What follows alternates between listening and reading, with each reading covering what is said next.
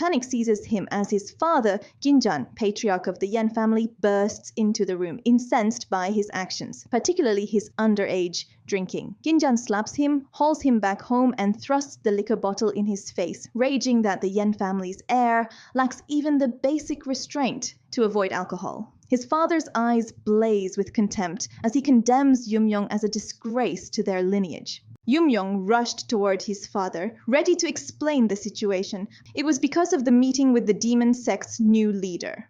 The event would gather Yura, then only 17 like him, and the heirs of the 6 great demonic clans. Its purpose? To select the sect's next leader. But Yumyong thought bitterly of his past life, where none of the 6 heirs had been chosen. Yura had instead picked the traitor Hanmobek.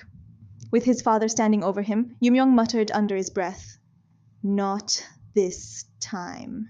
His father pressed further, demanding to know if Yumyong could secure the sect leader's favor before the other heirs. Yumyong met his gaze without flinching. The other heirs didn't stand a chance. To his surprise, his father smiled. Then, with a final remark about learning martial arts before further shaming the clan, he turned and left. The moment his father disappeared, Yumyong exhaled sharply. Of all people, he hadn't expected Jingjan to be the first face he saw after returning to the past. But this was the perfect timeline, not 10 years before the betrayal, but 20. Enough time to rewrite everything. Then, Yura's words echoed in his mind. The society that defies the heavens. His fists clenched. That group must still be active now, and he would erase them. A misunderstanding. Nearby, Yaochin or Zhou, as Yumyong called him, frowned, asking what his plan was now. Yumyong blinked in confusion. Zhou crossed his arms, stating that Yumyong had just sworn to his father that he would become the sect leader's future husband. Yumyong sputtered in protest. When had he said that? He had only claimed the others would fail. Zhou shrugged, insisting it was the same thing. Yumyong hissed a denial. Right now, Yura cared only for martial arts. She wouldn't spare a glance for someone weaker. Just then, a new voice cut in, a smirking young man approaching them. Well, he hadn't expected Yumyong to still be here. Yumyong studied the approaching figure, his brow furrowing as he struggled to place the face. After a deliberate pause, recognition dawned. Male, the second son of the Blood Dragon clan, one of the 6 great families under the demon sect's rule. With feigned curiosity, he asked if Male had been so desperate to find him that he came alone, and where his little sister, Yonghai, might be.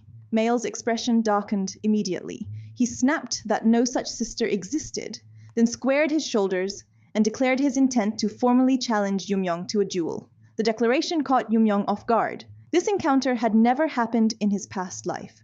His mind raced through possible reasons. Perhaps because his father hadn't struck him this time, altering the timeline's flow. Even the smallest change was already having consequences. The demon sect's hierarchy was built upon 6 major clans beneath the central leadership. Among them, the feud between Yumyong's clan and the Blood Dragon clan ran especially deep.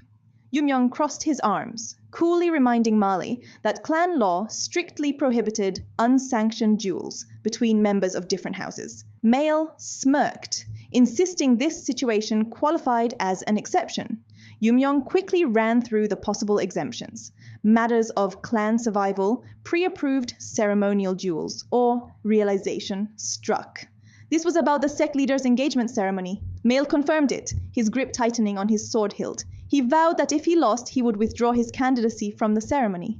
Yumyong's memory flashed to Male's younger brother, another potential candidate. A slow, mocking smile spread across his face. He taunted Male, questioning if his brother was truly so incompetent that he needed to eliminate competition on his behalf. Male's face flushed crimson with fury.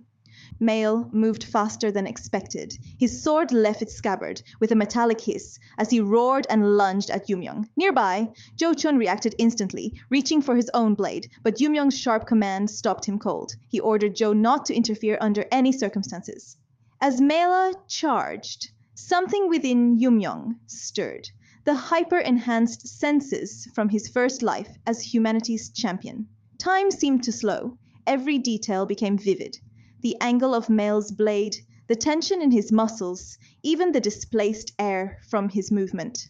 The dual Joe paled, protesting that Yoon had never trained in martial arts. How could he possibly? His words died as Yoon's body moved with unnatural precision. His left hand shot up, catching Mail's wrist mid-swing, halting the blade inches from his face. The sheer impossibility of the maneuver left Joe speechless. Yoon assessed the situation coldly. As Mail stumbled off balance, Yoon's right foot snapped up in a brutal front kick, striking his sternum. The impact sent Mail airborne before he crashed onto the cobblestones, his sword skittering away. The entire exchange lasted less than 3 seconds. Joe stood frozen, struggling to reconcile what he'd just witnessed. Just yesterday, Yoon had been an untrained noble's son. Now he moved like a battle-hardened warrior. Aftermath. He ordered them to take their young master away. With a disdainful glance at the unconscious Mail, he warned them to ensure no tales of this humiliation spread, unless they wanted the entire sect to know how easily the Blood Dragon heir had been defeated. The scene transitioned to Yoon arriving at the clan residence, where every member had assembled to greet his return.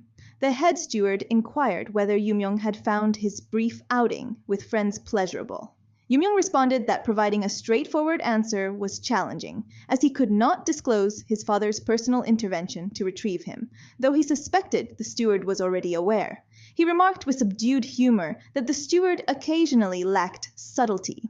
The steward offered a smile and countered that his inquiries stemmed solely from concern for Yoon's well-being. Yoon brushed aside the remark and formally petitioned for entry to the training chamber.